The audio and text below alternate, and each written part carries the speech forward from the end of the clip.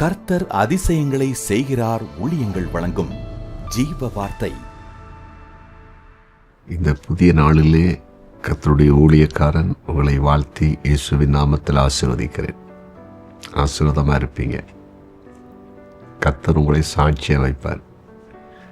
அவருடைய சித்தம் உங்கள் வாழ்க்கையில் நிறைவேறும்.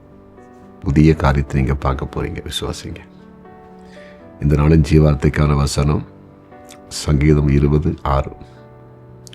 கர்த்தர் தாம் அபிஷேகம் பண்ணினவனை ரட்சிக்கிறார் என்பதை இப்பொழுது அறிந்திருக்கிறேன்.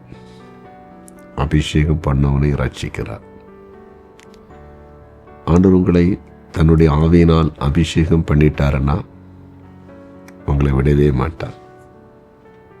பாடுகள் வரும்போது ஓடி வருவார்.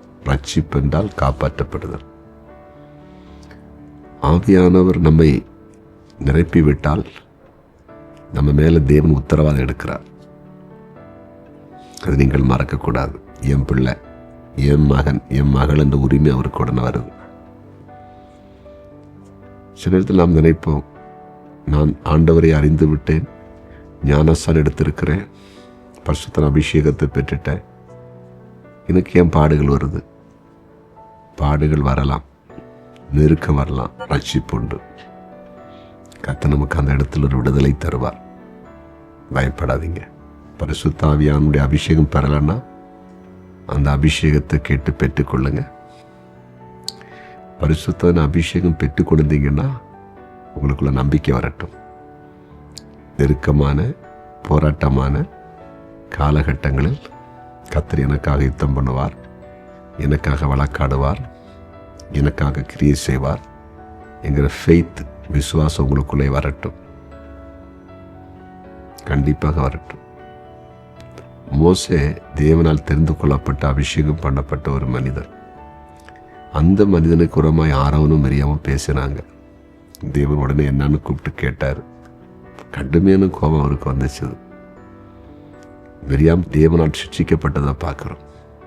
தேவ பிள்ளைகளே, கர்த்தருடைய ஆவியை பெற்ற நாம், கர்த்தருடைய அபிஷேகத்தை பெற்ற நாம் கர்த்தருடைய பார்வையில் இருக்கிறோம், அவருடைய கட்டுப்பாட்டுள்ள இருக்கிறோம், அவருடைய கண்காணிப்புள்ள இருக்கிறோம். மறந்துடாதீங்க. சரியா?